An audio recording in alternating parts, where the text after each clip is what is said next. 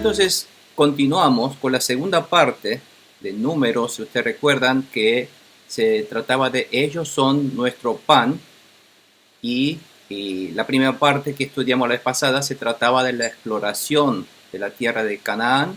Ellos están ahora ubicados aquí en Cades Barnea y ellos mandan espías a explorar durante 40 días la tierra de Canaán y regresan y dan su reporte. Cuando dieron su reporte, 10 daban reportes negativos y 2 de los cuales era Josué y Caleb daban reportes positivos, ¿cierto? Y entonces hoy vamos a ver, continuamos con esto. Esto era un poco la ilustración de la situación que está pasando ahora Moisés y Aarón. Todo el pueblo ahora son rebeldes, no quieren obedecer a Dios. No nos obligues a entrar en esa tierra. Si ellos arriesgaron todo, Dios hizo todo su milagro para llevarlos a la tierra que ahora está ante sus ojos, y ahora ellos quieren no obedecer a Dios, no quieren entrar, no quieren tomar esa tierra. Entonces ahí está la situación de lo que fue la semana pasada. Inclusive para no entrar, difunden testimonios falsos de que esa tierra es terrible, esa tierra mata a sus habitantes, que va a ser una tierra problemática, donde amenaza su vida y de sus hijos. Todo lo contrario de lo que Dios le estaba diciendo. Entonces, debido a esa obra que difama la obra de Dios en contra de Dios, Dios empieza entonces hoy, la parte número 2 de hoy, se refiere al castigo, a la incredulidad de Israel, que es la parte número 2 que vamos a estudiar hoy del capítulo 14, 11 al 45. Y vamos a comenzar con la pregunta número 1 que le voy a pedir al pastor que nos lea y nos conteste. Adelante, pastor, por favor.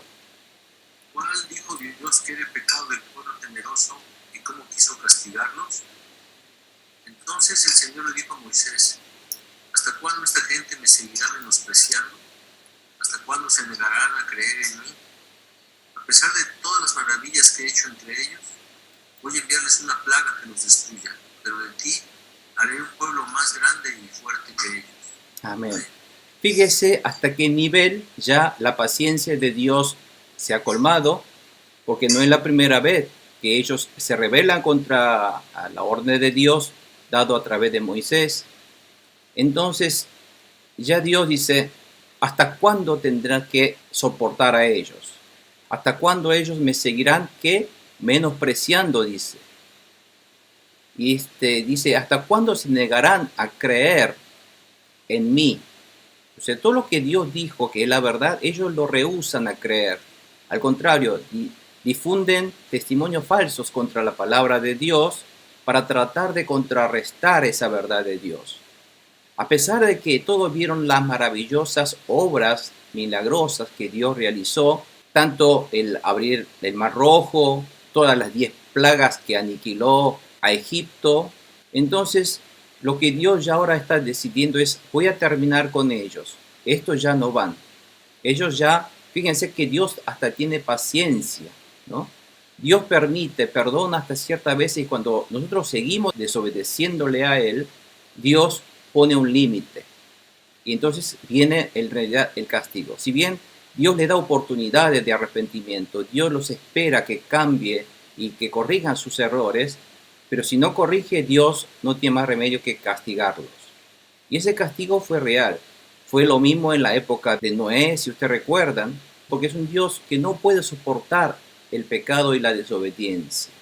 A la larga, al fin, si nosotros seguimos desobedeciendo, Dios no tiene más remedio que castigarlos, porque nuestro Dios es justo. Dios no puede dejar pecados librados al azar. Pero fíjense el plan que Dios tenía.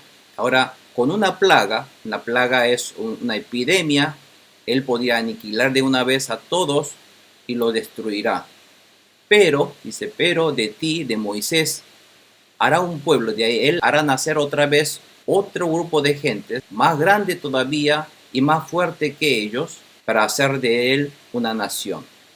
Es decir, aquí podemos ver que el plan de Dios va a seguir, el plan de salvación de Dios va a continuar, pero el que pierde es aquellos que desobedecen a la palabra de Dios. Lo que Dios esperaba de este pueblo era que le creyeran en su palabra y que le obedecieran. Y Dios desea que el pueblo de Dios tenga esa fe, ese pistis, ¿de qué? De conocer cuál es su verdadera voluntad. Si bien ahora podemos pasar momentos difíciles, pasar sed, pasar hambre, pasar momentos de dificultad, pero todo esto es para llegar a hacer la voluntad verdadera de Dios, que es en realidad de bendecirnos y darnos cuenta de que ese es el plan de Dios hacia nosotros. Y si nosotros reconocemos y conocemos ese plan de Dios, la voluntad verdadera de Dios de bendecirnos, deberíamos soportar momentos difíciles y tratar de acompañar esa voluntad de Dios obedeciéndole su palabra, creyendo en ella. Y esa actitud es lo que se llama pistis, es la fe que Dios espera de su pueblo. El no tener esta fe tiene un costo. El no contener esta fe es lo mismo que menospreciar a Dios y sus palabras. Es menospreciar sus maravillosas obras que ha hecho en toda mi vida. El de enviar a Jesucristo y salvarnos de la muerte eterna que nadie nos podía salvar, ni siquiera el presidente de la nación o el mejor héroe o el prócer de la historia podía habernos sacado de nuestro pecado y salvarnos de la muerte eterna. Pero únicamente el Dios del poder y del milagro, enviando milagrosamente en carne propia a su Hijo unigénito Jesucristo, pudo realizar ese milagro maravilloso de salvarnos de nuestros pecados. Hasta eso Dios hizo. Pero si nosotros no escuchamos, no obedecemos la palabra de Dios y no seguimos la voluntad de Dios, compenetrándonos solamente en nuestras cosas, en nuestra vida, en qué comer, en qué vestir y en cómo llevar mi vida, solamente si ese fuera nuestro objetivo de mi vida, estaremos menospreciando a nuestro Dios. Lo mismo pasaban a ellos. El pueblo de Dios estaba más interesado en qué comer, en qué vestir, cuál era el bienestar de ellos, pero no importaba cuál era el plan de Dios de querer llevar a ellos hacia esa tierra prometida. Y la paga de ese pecado, de la incredulidad, es la destrucción y la muerte. Fíjense cuál es el resultado. La paga de menospreciar la palabra de Dios, la paga de ser indiferente a la palabra de Dios y de desobedecer la palabra de Dios, eso es pecado. Por lo tanto, el pecado tiene paga y ese pecado se paga con muerte y destrucción. Muerte y desgracia en nuestra vida. Pero si nosotros, aunque suframos, la obra de Dios proseguirá de todos modos, porque nuestro Dios es poderoso. Si Dios no realiza la obra por nosotros, Dios le realizará su obra a través de otros que sí le obedecen. Por lo tanto, lo mejor es entonces obedecerle a Dios para evitar castigos, para evitar la ira de Dios y además de recibir la bendición que Dios nos tiene preparado para nosotros y la salvación, por supuesto. Por lo tanto, Dios quiere que nosotros recibamos esta palabra de Dios y obedezcamos esa palabra, porque es por el bien nuestro. Pero la gente cree que el bienestar, la felicidad viene de otra cosa. Creen que viene del dinero, creen que vienen del renombre, creen que vienen del título universitario, creen que la felicidad vendrá de un buen puesto de trabajo, de haber entrado en una compañía de primera línea, en fin. La gente cree que esa felicidad vendrá de todas esas cosas, lo cual no es cierto. Dios puede utilizar eso, a veces, pero a veces eso no puede ser tan bueno. Conozco un hermano que trabajó para la CIA de los Estados Unidos, el Centro de Inteligencia Americana. Él estuvo trabajando en proyectos militares muy importantes contra, por ejemplo, él fue nacido en Corea, pero vino de muy pequeño a Estados Unidos y estudió con honores en la Universidad de MIT, que es la universidad, una de las más técnicas importantes del mundo, la de Massachusetts. Recibió su doctorado, se casó con una esposa, ella creo que es de Singapur, pero también es doctora en física, y inventaron ellos un sistema de romper los búnkeres subterráneos que Kim Jong-un, el líder norcoreano, tiene en su búnker. Bueno, después de realizar todas esas cosas, parecía que la gente lo halagaba, pero al final, un día, en un accidente desconocido, en un campo de tiros. Él aparece muerto y aparece como que fue un accidente. Pero así termina su vida. Entonces, muchas veces nosotros creemos que la felicidad viene de las cosas que nosotros más queremos y en realidad no vienen de esas cosas. La felicidad viene de que Dios esté o no en mi vida, que Cristo esté o no en mi vida. Entonces, eso es lo que Dios quiere poner en claro a través de todo este Antiguo Testamento, aunque sea estas partes, de que toda la felicidad del hombre viene de la obediencia a la palabra de Dios, de los estatutos de Dios. Y si nosotros vemos en la pregunta número 1 siguiente, esta parte lo voy a leer para ahorrar tiempo, como entonces Dios decidió a castigar al pueblo de Israel que desobedecía, dice, ¿cómo intercedió Moisés ante Dios por el pueblo a punto de ser aniquilado? Hable acerca del amor de Moisés hacia Dios y hacia el pueblo que se manifiesta en su oración. Moisés le argumentó al Señor diciendo, recuerda que fuiste tú quien con tu poder sacaste de Egipto a este pueblo. Cuando los egipcios se enteren de lo ocurrido, se lo contarán a los habitantes de este país, quienes ya saben que tú, Señor, estás en medio de este pueblo. También saben que a ti, Señor, se te ha visto cara a cara, que tu nube reposa sobre tu pueblo y que eres tú quien los guía, de día con la columna de nube y de noche con la columna de fuego. De manera que si matas a todo este pueblo, las naciones que han oído hablar de tu fama dirán, el Señor no fue capaz de llevar a este pueblo a la tierra que juró darles, y acabó matándolos en el desierto. Ahora, Señor, deja sentir tu poder. Tú mismo has dicho que eres lento para la ira y grande en amor, y que aunque perdonas la maldad y la rebeldía, jamás dejas impune al culpable, sino que castigas la maldad de los padres en sus hijos, nietos, bisnietos y tataranietos. Por tu gran amor te suplico que perdones la maldad de este pueblo, tal como lo has venido perdonando desde que salió de Egipto, dice Moisés. En esta oración de la intercesión de Moisés, podemos ver no solamente que se trata de pedir el perdón por el pueblo, sino se puede entrever su fe en el amor y el poder de Dios. Podemos ver en esta oración ahora que es una oración más madura de Moisés, que tiene ahora la convicción en la obra de salvación que Dios inició con el pueblo de Israel que lo sacó de Egipto y que sí tiene la fe de que lo llevará a cabo con su poder. Podemos ver que su corazón está más del lado de Dios que del lado del pueblo, porque ruega el perdón de pecados del pueblo, pero no por el pueblo, sino por el honor de Dios. Porque si tú matas a tu pueblo, ¿qué dirá la gente de ti? ¿Cierto? La gente dirá, el Dios Todopoderoso que sacó de Egipto no fue capaz de llevarlo a ese pueblo hacia el destino de Canaán, sino terminó matándolo en el desierto. ¿Qué dirá la gente?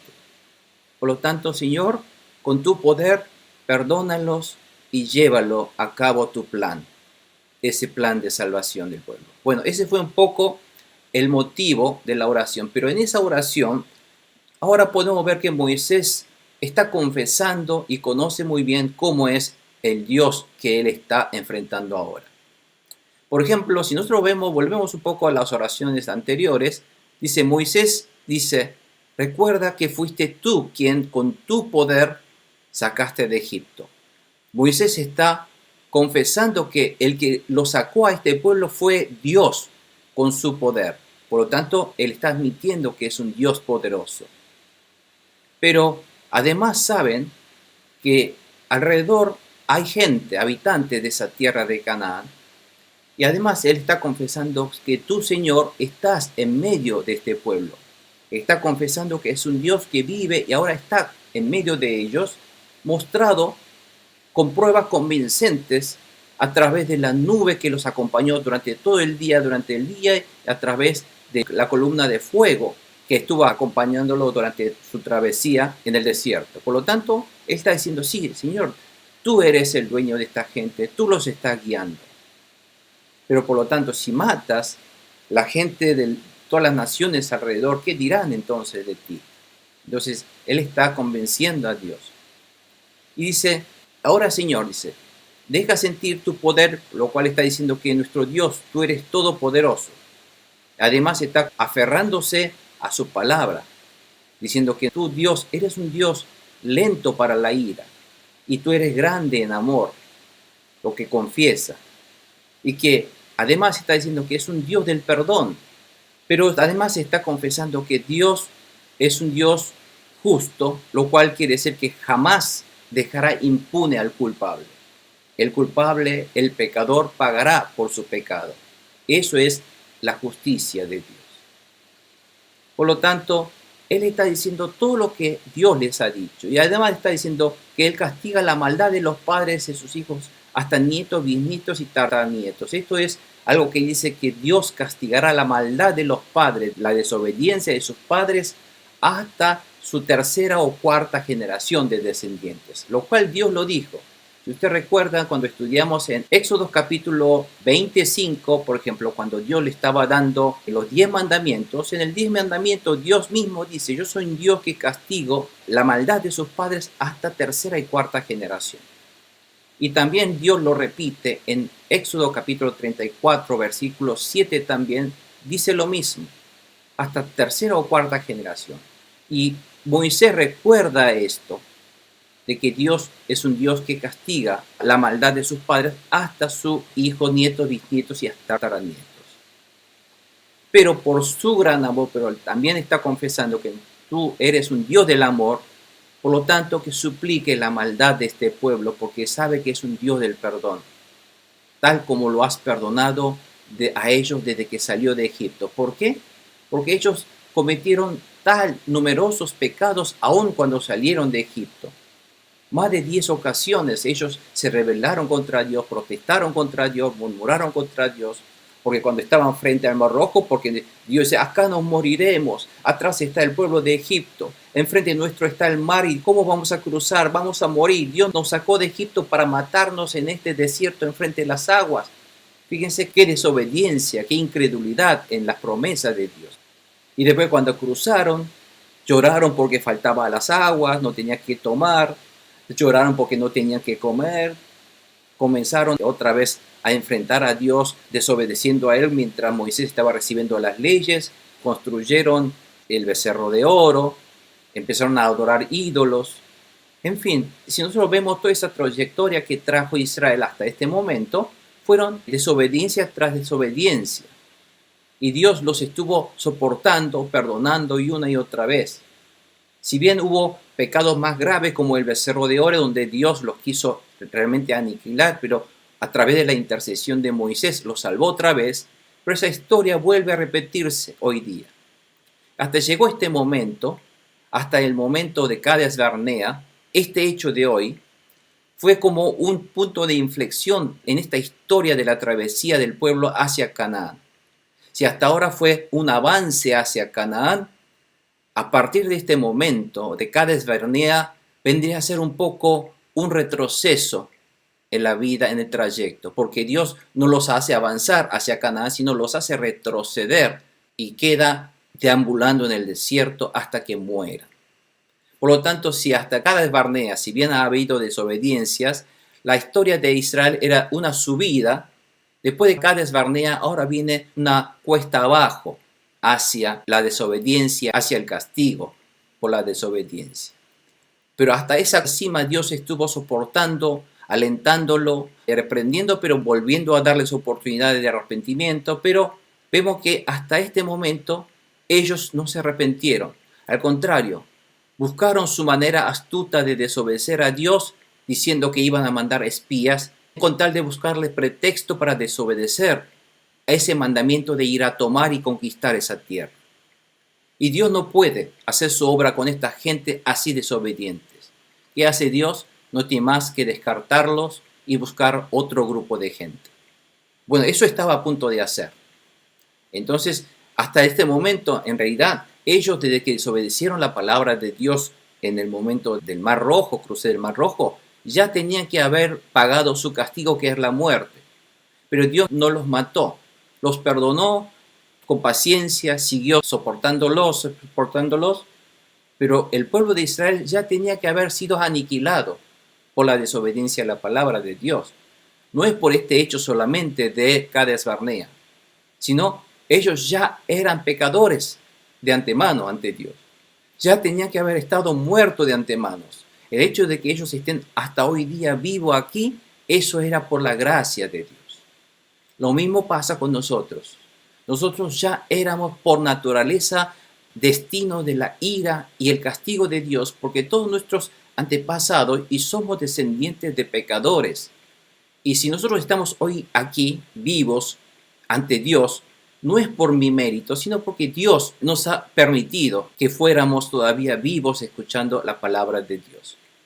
Y si nosotros estamos aquí todavía, es por la gracia de Dios, por el perdón de Dios, por el amor de Dios, por la misericordia de Dios. Eso es lo que nosotros tenemos que constantemente tratar de entender. El hecho de que estemos hoy día con vida, con salud, protegidos, es por la misericordia y el amor de Dios y la gracia que nos está regalando esta vida que no nos merecíamos. Más aún, con la fe en Jesucristo, Dios nos promete y nos regala la vida eterna, no solamente en este lugar, sino en el reino maravilloso de Dios. Por lo tanto, el plan verdadero de Dios a este pueblo es un paralelo a lo que Dios quiere hacer con nuestra vida. Lo mismo con nosotros. Dios no quiere llevarnos hacia el Canaán espiritual. ¿Y cómo somos nosotros? Le damos más importancia a mis cosas, a mis trabajos, a mis estudios, a mis tiempos, mi familia, lo mío, antes que Dios. A veces dedicarle una hora a la semana a Dios, eso es mucho ya para el estudio bíblico. A veces, ¿no es cierto? Porque es más importante, no tengo tiempo o porque no puedo. Sí podemos. ¿Cómo no vamos a poder darle una hora a la semana a Dios? Entonces tenemos que recapacitarnos y ser cautos a ver si realmente le estamos dando a Dios nuestra prioridad y no como este pueblo rebelde que trata de primeramente buscar sus cosas, ¿no? Si bien Jesús dijo, buscar primeramente el reino de Dios y su justicia. Bueno, entonces es el momento de poder recapacitarnos. Además, en esta oración nosotros podemos ver que si bien el corazón de Moisés está del lado de Dios y ruega el perdón de pecados por el honor de Dios y no por el pueblo, porque de esa manera es de guardar el honor de Dios, pero a su vez reconoce que Dios es un Dios justo. ¿Qué quiere decir que Dios es justo? Que es un Dios que no deja impune el pecado, sino obligatoriamente, necesariamente Dios castiga todo pecado. Todo pecador debe pagar por su pecado, sea grande o pequeño, en la medida de lo que él ha cometido ante Dios. Por eso nuestro Dios es justo. Y la pregunta le voy a pedir a la hermana Lucero, por favor. ¿Cómo respondió Dios la oración de Moisés? El Señor le respondió, me pides que los perdone y los perdone. Amén. Amén. Fíjese qué fácil es nuestro Dios. Hasta ahora Dios estuvo con tanta ira de querer matarlo, de querer aniquilarlo. Lo descartaré por completo a todo este grupo de gente. Empezaré una nueva nación contigo, Moisés. Y con esta oración solamente de Moisés, Dios es como que dice, bueno, entonces está bien, haré lo que tú digas. ¿Qué le parece? ¿Le parece que es un Dios que fácilmente se mueve con lo que diga una persona como Moisés? Es como que Dios es un Dios que cambia de opinión rápidamente de un momento a otro. Está en juego la vida de un pueblo. Él dice, bueno, que lo matará, que no lo matará inmediatamente. No.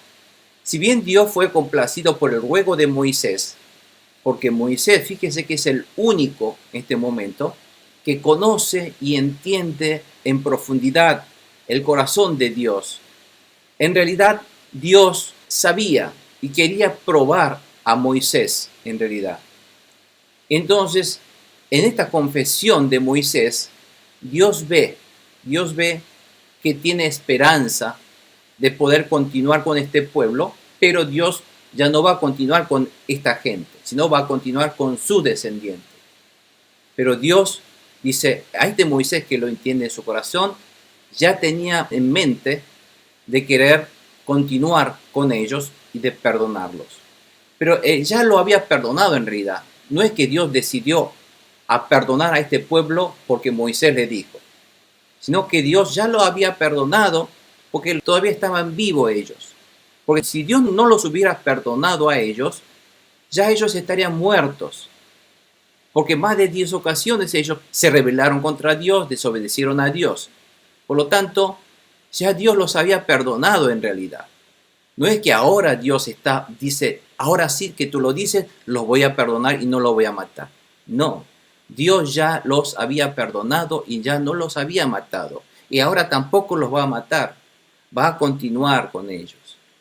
Pero lo más importante con esto, Dios ratificó la fe de Moisés en él.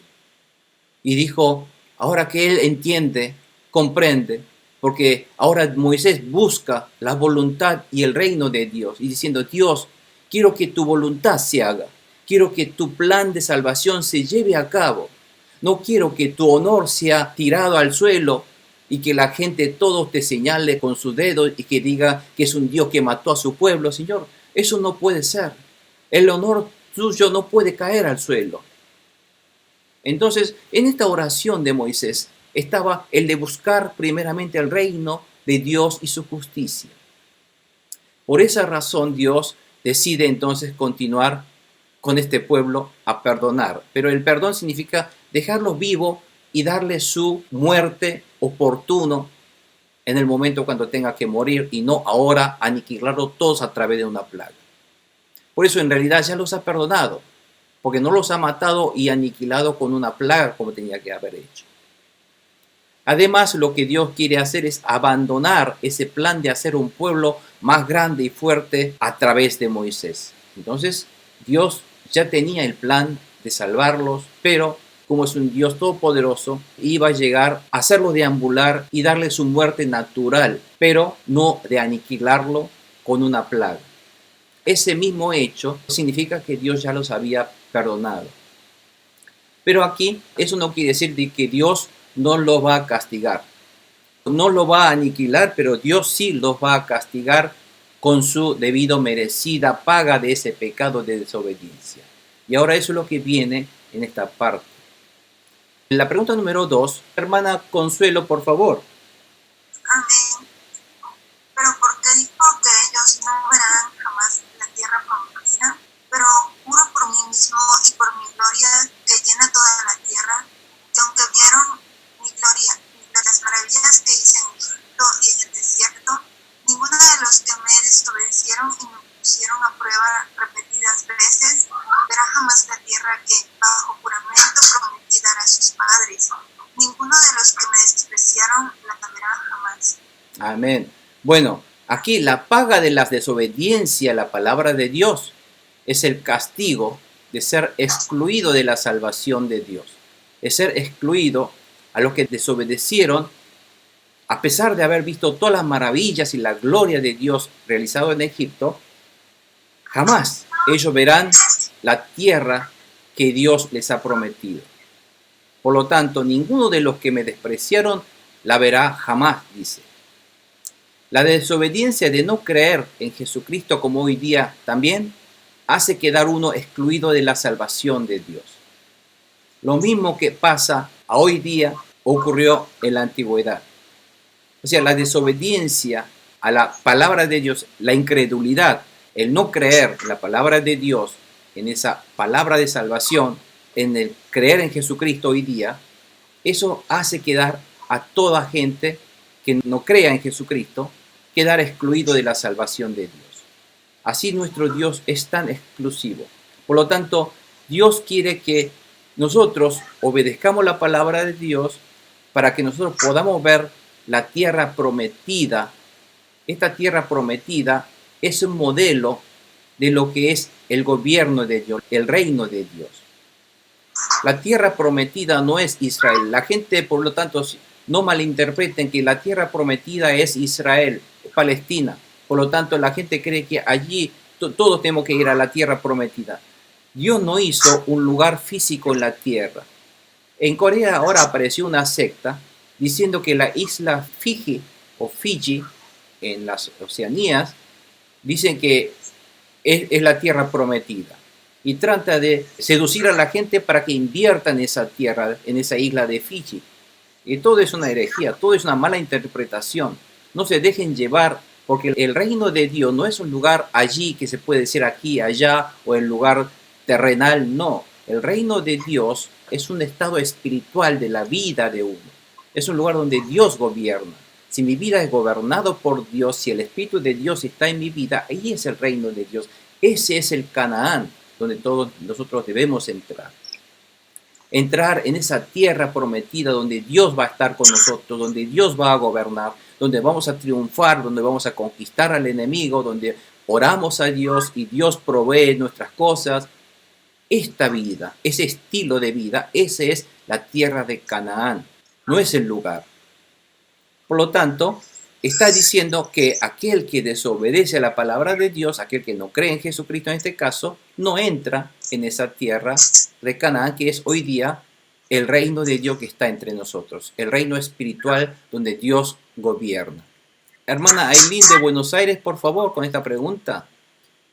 En cambio, ¿por qué a Caleb le dijo que le iba a dar la porción de dicha tierra? En cambio, a mí, siendo Caleb, que ha mostrado una actitud diferente y me ha sido fiel, le daré posesión de la tierra que exploró y su descendencia la heredará. Amén. ¿Por qué a Caleb le está dando esa tierra? ¿Por qué? Siervo, dice, hasta siervo le dice Caleb, que mostró una actitud diferente de obediencia a la palabra de Dios, le hizo caso a Dios, creyó en Dios, le ha sido fiel, todo lo que dijo Dios, digo, así será, Señor, amén, tú tienes razón. A esa gente, a ese Caleb, le dará posesión de la tierra que exploró y su descendencia y la heredará. Muchos piensan entonces, ¿por qué en este versículo 24 habla solamente a Caleb nada más? Dios le está dando solamente a Caleb, está diciendo a Caleb como solamente siervo. ¿Y dónde está entonces Josué? ¿Por qué no menciona a Josué? Bueno, esta palabra del versículo 24, Dios le está hablando al pueblo, dando como un ejemplo a Caleb. Le está nombrando a Caleb como un modelo. No está diciendo que solamente voy a hacer entrar a Caleb. ¿Por qué? Porque no solo Caleb fue el que heredó la tierra de Canaán, ¿no es cierto? Porque sabemos que junto con Caleb entró Josué. ¿Y quién más entró? Porque toda la tribu de, ustedes recuerdan, toda la tribu de Leví también entraron. No fue Caleb solamente. ¿Por qué? Porque la tribu de Leví, si ustedes recuerdan, no estaban dentro de las 12 tribus que pusieron un líder para mandar a explorar la tierra de Canaán. Estaban las 12 tribus y la tribu número 13 es la tribu de Leví, pero ellos son de Dios. Por lo tanto, ellos son siervos de Dios, por lo tanto no mandaron exploradores. Y la tribu de Leví no mandó exploradores. Por lo tanto, ellos no fueron castigados. Ellos entraron directamente. Por eso, esta palabra no es que solamente dejó entrar a Caleb, sino está diciendo que el modelo, aquellos que fueron como Caleb, aquellos que son como Caleb, así sí ellos entrarán a la tierra prometida, está diciendo. De hecho, los levitas fueron como Caleb, Josué también fue como Caleb, por eso entró. En fin, por lo tanto, Caleb es solo un ejemplo de tantos que fueron fieles a la palabra de la promesa de Dios y entraron a la bendición de la tierra prometida, a la presencia de Dios.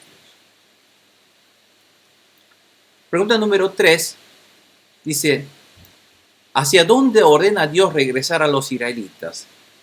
Dios inmediatamente ahora empieza a dar la sentencia, pero ahora le dice a Moisés, regresen mañana al desierto por la ruta del Mar Rojo, como así ustedes vinieron, bueno, por la ruta que vinieron hacia atrás, vuelvan para atrás.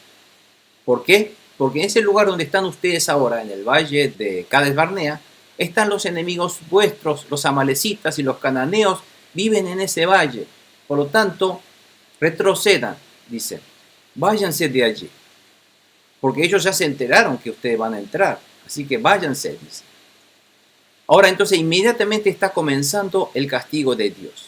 El castigo de Dios no tarda en llegar cuando uno desobedece a la palabra de Dios. Viene el castigo inmediato. Dios los hace internar al desierto nuevamente porque el valle de Cades Barnea está rodeado de enemigos como los amalecitas y los cananeos. Ahora esa es la orden de Dios. Dios dispuso, regresen, dice. Esa es la orden de Dios. Ahora vamos a ver cuál es la respuesta del pueblo. La pregunta número 3 dice, ¿cómo castigó Dios al pueblo que murmuraba? El Señor le dijo a Moisés y a Aarón, ¿hasta cuándo ha de murmurar contra mí esta perversa comunidad? Ya he escuchado cómo se quejan contra mí los israelitas, dice Dios. Así que diles de parte mía, juro por mí mismo que haré que se les cumplan sus deseos. Los cadáveres de todos ustedes quedarán tirados en ese desierto. ¿Por qué? Porque ellos dijeron, nosotros nos moriremos aquí en este desierto. Bueno, ustedes dijeron con sus labios que ustedes van a morir en este desierto. Bueno, los cadáveres de ustedes quedarán tirados en ese desierto. Como ustedes dijeron, quedarán. Ninguno de los censados mayor de 20 años que murmuraron contra mí tomará posesión de la tierra que les prometí. ¿Por qué mayores de 20 años? Fíjense, ¿se acuerdan cuando censaron? El censo fue mayor de 20 años y los menores de 20 años fueron considerados niños, jóvenes niños. Por lo tanto, ellos no tenían derecho ni voz y voto. Los que sí tenían voz y voto eran los que eran mayores de 20 años y aquellos que tenían posibilidad de adorar a Dios y de obedecer, los que no hicieron, no van a recibir la tierra prometida, sino van a morir en el desierto como ustedes dijeron. No tomarán posesión de la tierra que les prometí. Solo entrarán en ella Caleb, hijo de Jefone, y Josué, hijo de Nun. También entrarán en la tierra los niños, los hijos de ustedes, que ustedes dijeron que serían botín de guerra. Bueno, ellos no van a ser botín de guerra, sino ellos van a ser los que van a disfrutar de la vida, de la tierra que les voy a bendecir a ellos. Así. Bueno, eso es lo que Dios está ahora diciendo. Pero los cadáveres de todos ustedes quedarán tirados en este desierto. Tal como sus labios confesaron, los mayores de 20 años no entraron a Canaán y sus cadáveres quedaron tirados en el desierto. Pero los que tenían la misma fe que Caleb y Josué, por ejemplo, tomaron posesión de la tierra que Dios les prometió. Así como también los niños que dijeron que serían botín de guerra, también entraron a la tierra prometida, por la gracia de Dios. Entonces, primeramente, Dios dice, ustedes no van a entrar, van a morir. ¿Cuándo? ¿Ahora? No los van a matar rápidamente, sino lo van a dejar vivir. Pero van a morir, no van a entrar a la bendición de Dios. Los desobedientes no van a entrar a la salvación, van a morir.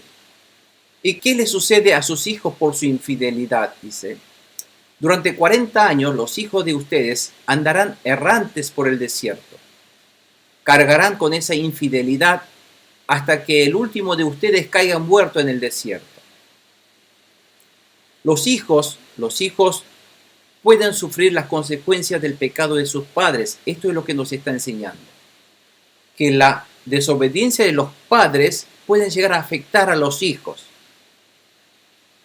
Si bien el castigo es una muerte postergada porque no lo está matando Dios a los padres ahora inmediatamente, pero es muerte al fin porque van a terminar muertos en el desierto, pero Dios no lo castiga ahora.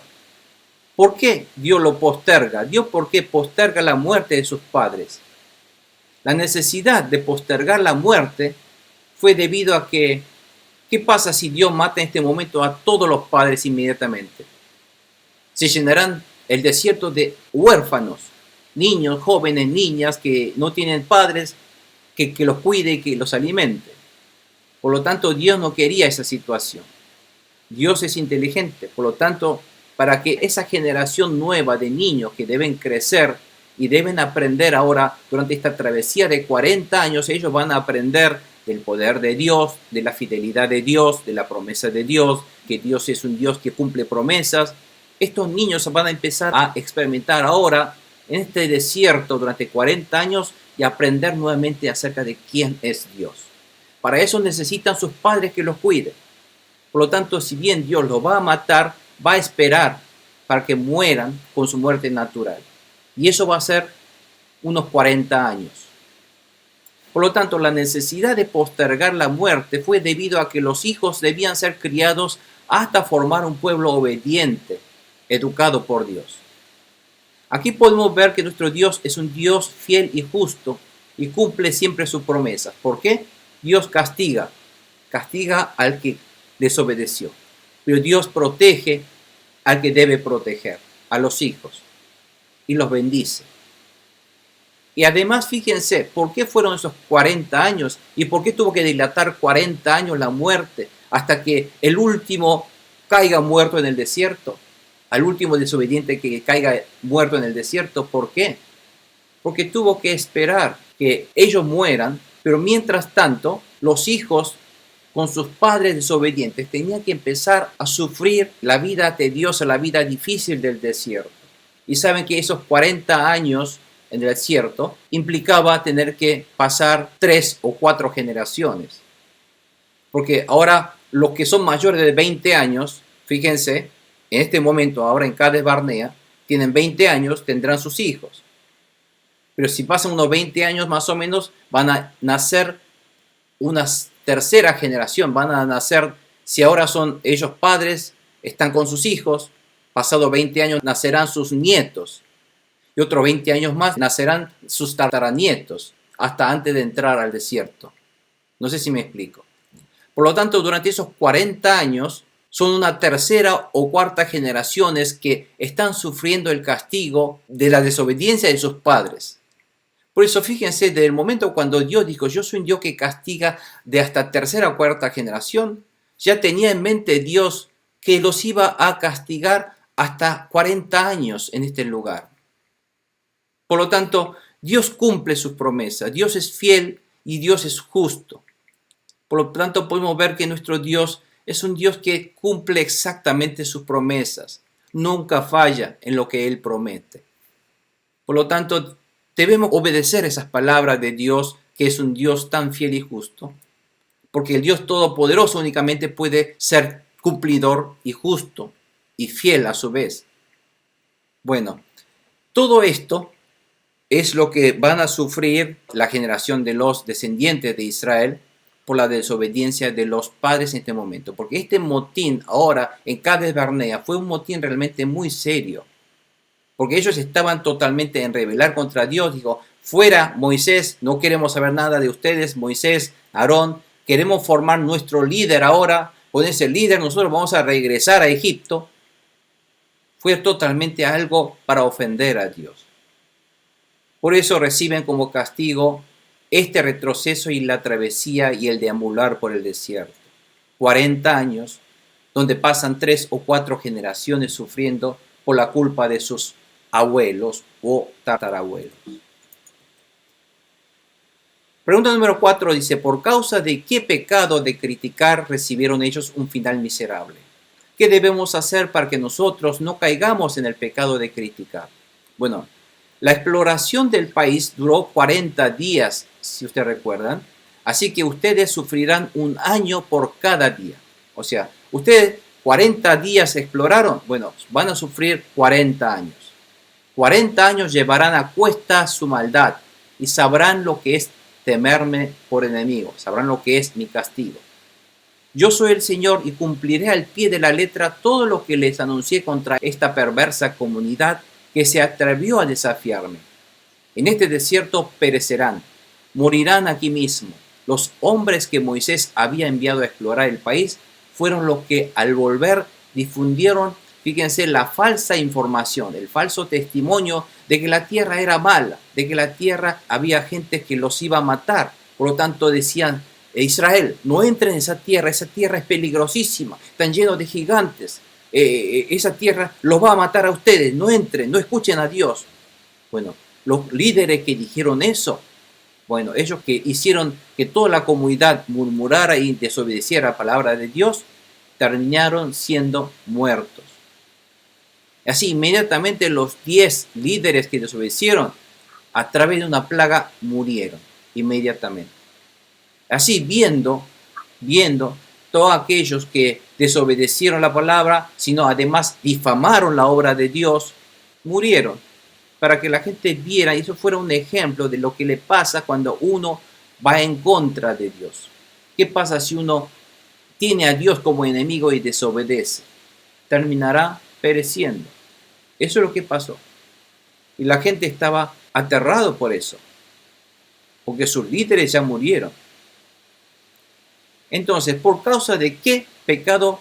Dice, por eso, los responsables de haber difundido ese falso informe acerca de aquella tierra murieron delante del Señor, siendo víctimas de una plaga. Excepto 2, ¿se acuerdan? 10 murieron. De todos los hombres que fueron a explorar el país, solo sobrevivieron Josué y Caleb. Los 2 que sobrevivieron y no murieron. El pecado de criticar difundiendo falsos testimonios de la obra de Dios recibieron un castigo inmediato. Los demás sufrirán 1 año por cada día de desobediencia y rebeldía contra Dios. Por eso, por los 40 días de exploración mal testimoniada, recibirán 40 años de castigo de deambular en el desierto. Es por esa razón Dios les ha dado 40 años. Pero eso no es el fin de Israel, sino eso es una nueva educación, un entrenamiento del pueblo de Israel, de sus próximas generaciones, para que no cometan el mismo pecado que cometieron sus antepasados, sus padres, sus abuelos, para enseñarles a obedecer a la palabra de Dios. Pregunta número 5. ¿Pero por qué ahora el pueblo quería subir a la tierra que ellos criticaban? Cuando Moisés terminó de decirles esto, todos los israelitas se pusieron a llorar amargamente. Como ya vieron, sus líderes murieron, como que los iban a otra vez entonces retroceder. Al otro día, muy de mañana, el pueblo empezó a subir a la parte de la alta montaña, a la zona montañosa que estaba cerca de ese lugar, porque ellos estaban en un valle, a su lado había una montaña alta, y esa zona que ellos subieron, dijeron, subamos al lugar que el Señor nos ha prometido, decían.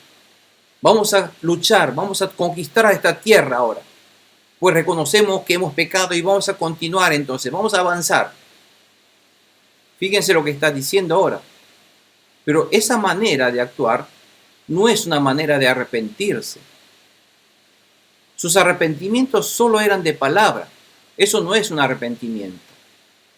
No mostraron cambios en comportamiento de obediencia a la palabra de Dios, sino en vez de arrepentirse, tomaron decisiones por su propia cuenta. Estos fueron uno de tantos arrepentimientos no verdaderos, no genuinos que ellos habían hecho anteriormente.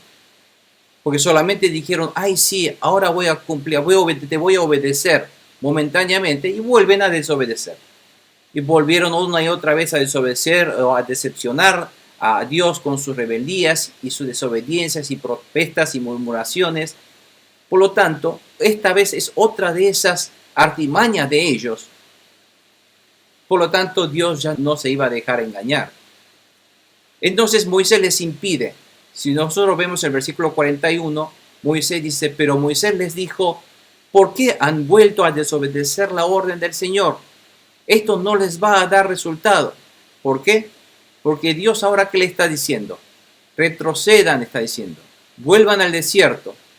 Esa es la palabra y la orden de Dios. ¿Y ellos qué hacen? Desobedecen. Ellos por su cuenta ahora quieren subir a la montaña. Eso es desobediencia. Y Moisés le está advirtiendo, no vayan, no desobedezcan a Dios. Eso no va a dar resultado. Si suben, los derrotarán sus enemigos porque el Señor no estará con ustedes. Dios no se va a acompañar a ustedes. Tendrán que enfrentarse a los amalecitas y los cananeos que los matarán a filo de espada. No vayan. Dice, como ustedes se han alejado del Señor, Él no los ayudará, Él no los acompañará. Dice. Moisés les está impidiendo, pues ahora la voluntad de Dios es de llevarlos al desierto nuevamente para entrenar la fe de ellos. Pero si desobedecen nuevamente, Dios no los acompañará y serán aniquilados por los enemigos que están en esas montañas. Pero fíjense, ellos obran por su cuenta, desobedecen a Dios. Porque muchas veces nosotros desobedecemos a Dios y queremos llevar mi vida de acuerdo a mis pensamientos, a mi voluntad y no a la voluntad de Dios. Muchas veces hacemos esto. En lugar de arrepentirnos y buscar, Señor, me equivoqué, perdóname, ¿cuál es tu voluntad? ¿qué debo hacer? ¿Qué quieres que haga? En vez de hacer eso, así me equivoqué, bueno, perdón. Entonces vamos a hacer esto y hacen por su cuenta lo que ellos quieren hacer. Y eso es lo que trae realmente otra desgracia sobre la vida de ellos.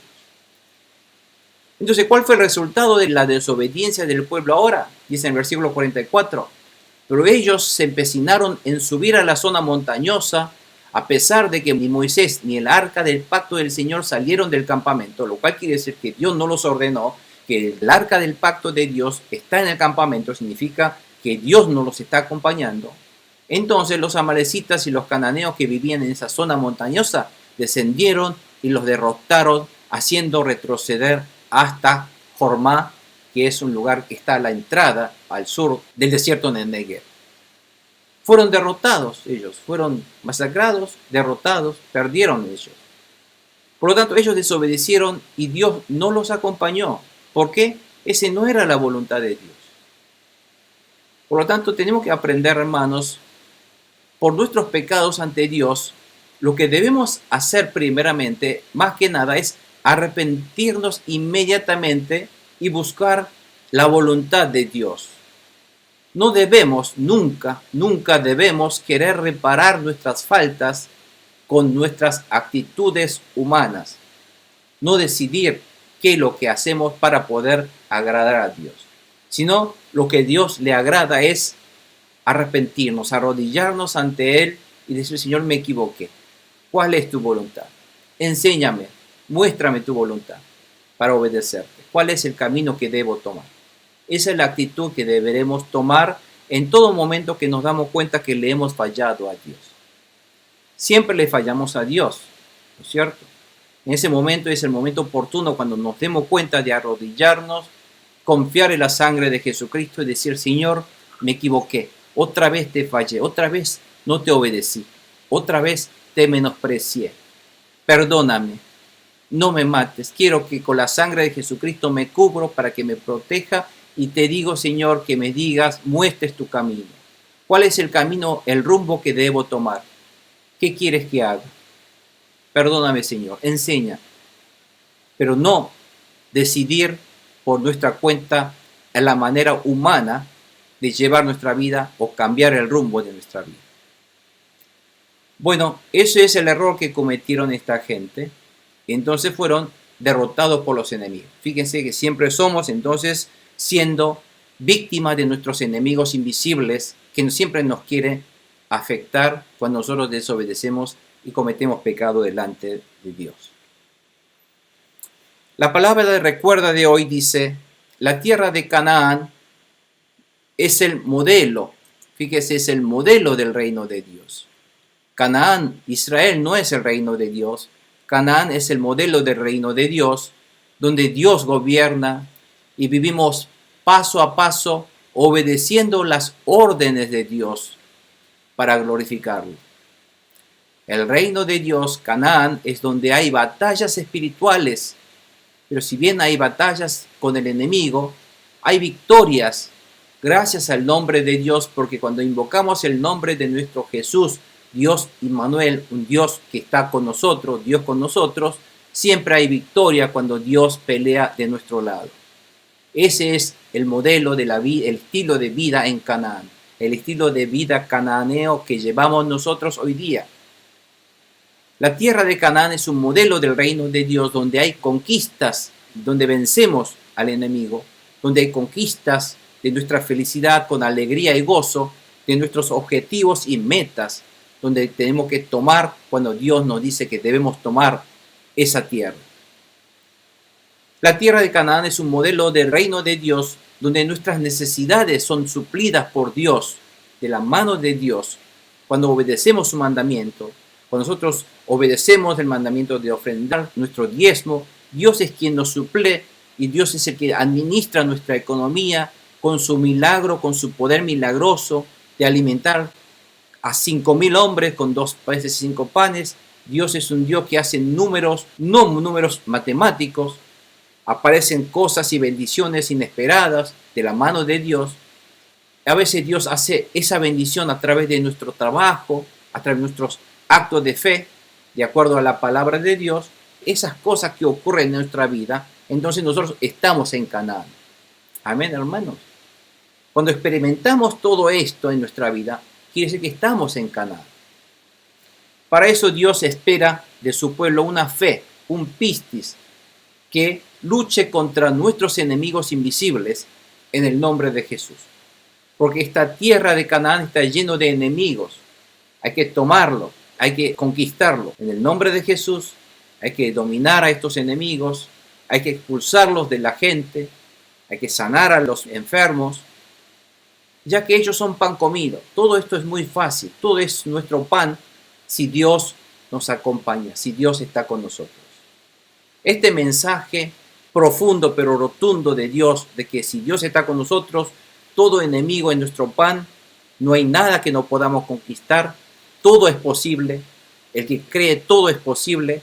Bueno, esta palabra de Jesucristo es vigente y es lo que está diciendo esta lección número 5 de Números, amados hermanos. Por eso les bendigo con el nombre de Jesús, con esta palabra de que debemos conquistar nuestra tierra, debemos conquistar este Canaán. Canaán no es un lugar para pasar las vacaciones, Canaán es un lugar donde debemos gozar el triunfo de tomar la felicidad, de arrebatar esa bendición que Dios nos quiere dar en el nombre de Jesús, pero debemos hacerlo a la manera de Dios, obedeciendo la palabra de Dios. Cuando Dios dice avance, tómalo, tomamos. Dios cuando dice espera, retrocede, tenemos que retroceder. Amén. Bueno, esa es la manera como funciona en este reino maravilloso de Dios que está entre nosotros, donde Dios nuestro gobierna y nos bendice. Amados hermanos, por eso quisiera que ahora cerremos nuestros ojos y vamos a dar gracias al Señor. Y quiero que piense cada uno de nosotros, si bien nosotros cada vez que le hemos fallado a Dios, desobedeciendo a Dios, menospreciando a Dios, menospreciando las órdenes de Dios, Dios siempre fue bueno, benevolente y fiel, cumple promesa, pero es un Dios justo. No se olviden que Dios siempre, todo lo que nosotros le fallamos a Dios, debemos pagar a Dios como castigo esos errores nuestros. Lo mejor es que no cometamos errores, pero si cometemos errores, tenemos que inmediatamente saber arrodillarnos ante Él y buscar su voluntad. Y no tomar la rienda de nuestra vida a nuestra manera, sino pedir a Dios que Él sea el Rey de nuestra vida. Porque toda desobediencia trae castigos, trae contratiempos en nuestra vida, trae dificultades en nuestra vida, trae fracasos en nuestra vida. Pero si nosotros obedecemos a la palabra de Dios, si nosotros obedecemos al mandamiento de Jesucristo, de usar el nombre de Jesús, de seguir avanzando, predicando el nombre de Jesús, de ganando almas para Cristo, poner nuestras manos sobre enfermos para predicar a Jesucristo, que el nombre de Jesús tiene poder. En fin, todo esto hoy día tiene vigencia tanto como fue en el momento cuando Cristo estuvo sobre esta tierra. ¿Por qué? Porque el mismo Rey Cristo está con nosotros en este momento, en este preciso instante, a mi lado en este momento. Por eso vamos a orar, hermanos, para que Cristo, que está de nuestro lado, tengamos esta fe, no perdamos esta fe, sino que seamos fieles a la palabra de Dios. Ahora es el momento de empezar a obedecer y poner en acción. No solamente de palabra escuchamos estas lecciones, sino que nosotros queremos poner en práctica. Queremos predicar a este Jesucristo, a que nos crucemos en la escuela, en el trabajo, en la familia, en lo que nos crean. Tenemos que empezar a predicar esta verdad, que crean en Jesucristo, que obedezca la palabra de Dios creyendo en Jesucristo y que nosotros seamos ese pueblo de Dios que salgamos a conquistar y expulsar enemigos de nuestra vida, expulsar enemigos de la vida de nuestros parientes, amigos, conocidos. Amén. Bueno, ese debe ser el pueblo de Dios que está dentro del reino. Oremos, hermanos. Padre Santo Celestial, Todopoderoso, te damos las gracias, Padre, por esta bendición del día de hoy. Y quiero que, Señor, que tú seas glorificado para siempre por nuestras vidas. Y gracias por darnos esta salvación maravillosa en el nombre de Jesucristo. Por salvarnos de nuestros pecados para siempre. Por perdonar de nuestros pecados de desobediencia de nuestros padres, abuelos y nuestros antepasados, Señor. Y gracias por darnos esta bendición eterna, porque tú eres un Dios que bendice a todo aquel que te obedece y que te cumple Señor, por miles de generaciones. Tú eres un Dios fiel, tú eres un Dios que cumple promesa, tú eres un Dios que vive entre nosotros. Así que nosotros esta noche te glorificamos, te exaltamos, te recibimos en nuestra vida como nuestro Rey. Tú eres el comandante de nuestra vida y sabemos que nosotros somos tus soldados y debemos luchar esta guerra espiritual, esta batalla espiritual que Dios, tú nos estás acompañando y que debemos tomar la tierra, tomar la felicidad, tomar esa alma, tomar y expulsar ese enemigo, el invisible, demonios o enfermedades que da el demonio. Todo eso tenemos que salir en el nombre de Jesús a expulsarlo, a sanar y a recuperar y a restaurar en el nombre de Jesús. Gracias, Señor. Permítanos, danos esa fe y esa sabiduría para obedecer estas palabras y haz que cada uno de nosotros no solamente nos preocupamos por qué comer o qué vestir o dónde vivir, sino que nosotros ya primeramente busquemos hacer esta voluntad de predicar a Jesucristo, primeramente sea nuestra prioridad número uno de nuestra vida. Y sabemos que todo lo demás vendrá como añadidura de tus manos. Y sabemos, Señor, que tú eres el Dios que cumple promesas y que tú eres un Dios todopoderoso que hace lo posible, lo que es para nosotros imposible. Bendícenos, Señor, con esta fe y para que todos nosotros podamos ser un pueblo que te podamos glorificar. Bendice esta noche a tu pueblo en el nombre de Jesús. Bendigo en el nombre de Jesús a todos aquellos que están esta noche escuchando esta palabra tuya por medio de internet también, para que sus vidas sean totalmente restauradas y cambiadas a través de este pistis, a través de esta verdadera fe en tu palabra, Señor, y que esta fe sea puesta en acción para que pueda glorificarte, Señor. Que toda aquella vida pasada de errores y de equivocaciones y de que te hemos fallado, sean en este momento perdonados a través de la sangre de Jesucristo. Pero que de ahora en adelante, Señor, que nos propongamos que estemos dispuestos a obedecer y hacer tu voluntad primeramente antes que mis cosas. En el nombre de Jesús, bendecimos a este pueblo que te obedece y que quiere llevar tu voluntad, tu mensaje de Jesucristo al que no lo conoce. En el nombre de Jesús, te agradecemos, Señor, te exaltamos en el nombre maravilloso de salvación, mi Señor Jesucristo. En el nombre de Jesús, también bendecimos a todos los que escuchan estas palabras tuyas y que lo reciban. Amén y amén.